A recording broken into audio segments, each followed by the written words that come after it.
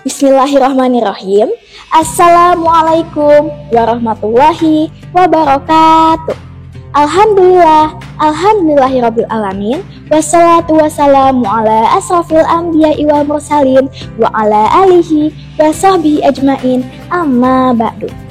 Pertama-tama marilah kita panjatkan puja dan puji syukur kehadirat Allah Subhanahu wa Ta'ala yang Maha Pengasih lagi Maha Penyayang, yang merezekikan kita agar kita bisa berada di bulan yang penuh kemuliaan dan penuh keberkahan ini. Shalawat dan salam senantiasa tercurahkan kepada baginda besar Nabi Muhammad Sallallahu Alaihi Wasallam, rahmat bagi seluruh alam.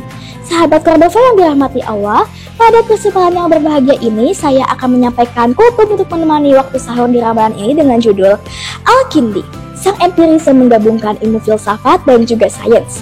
Tapi sebelumnya izinkan saya pantun dulu ya. Jalan-jalan ke kota Baghdad, kota ilmu tempat cendekia berkumpul. Al-Kindi buktikan ilmu itu hebat, dengan ilmu dunia menjadi lebih unggul. Abu Yusuf Yakub bin Ishaq Al-Kindi atau yang dikenal sebagai Al-Kindi adalah seorang ilmuwan atau filsuf yang hidup pada abad ke-9 Masehi. Beliau dikenal sebagai seorang matematikawan, filsuf, astronom, fisikawan, kimiawan, dan dokter. Al-Kindi adalah salah satu ilmuwan muslim pertama yang secara aktif menggabungkan filsafat Yunani dengan sains empiris. Al-Kindi lahir di Kufah, Irak pada tahun 801 Masehi. Beliau belajar di Baghdad, pusat intelektual dunia pada masanya. Al-Kindi menguasai berbagai bidang ilmu pengetahuan, termasuk filsafat, matematika, astronomi, kedokteran, dan musik.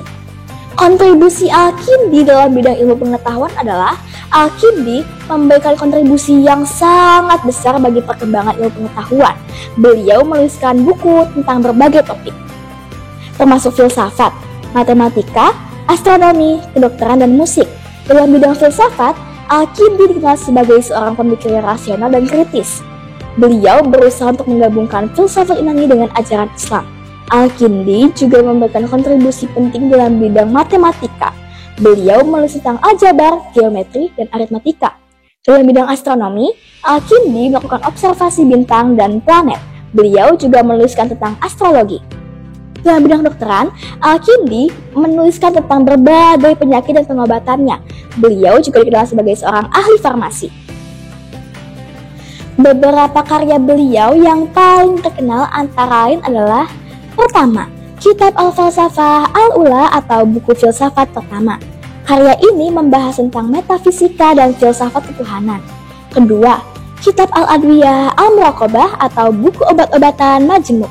Dalam bidang kedokteran, Al-Kindi memberikan kontribusi signifikan dalam farmakologi. Ketiga, Kitab Al-Musika atau buku musik. Al-Kindi juga memberikan kontribusi dalam teori musik. Keempat, Kitab De Aspectibus atau buku optik. Karya ini sangat berpengaruh dalam perkembangan ilmu optik di Eropa. Dan dalam bidang matematika, Al-Kindi memberikan kontribusi dengan memperkenalkan angka nol dan sistem bilangan Hindu-Arab ke dunia Islam, dan juga memberikan kontribusi dalam geometri. Sebagai seorang muslim yang taat, Al-Kindi selalu berupaya untuk mengaitkan ilmu pengetahuannya dengan ajaran Al-Quran dan hadis. Beberapa dalil yang relevan dengan bidang keilmuan Al-Kindi adalah Al-Quran, Quran Surat Al-An'am ayat 105 yang berbunyi, A'udzu billahi minasyaitonir rajim. Bismillahirrahmanirrahim. Wa kadzalika nufassilul ayati waliyuqallu darasta walinubayyinahu liqaumin ya'lamun. Shadaqallahul azim.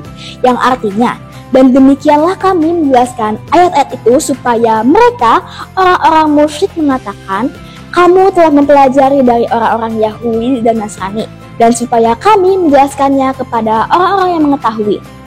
Dan dalam hadis Nabi Muhammad SAW, Rasulullah bersabda, menuntut ilmu itu adalah kewajiban bagi setiap umat muslim.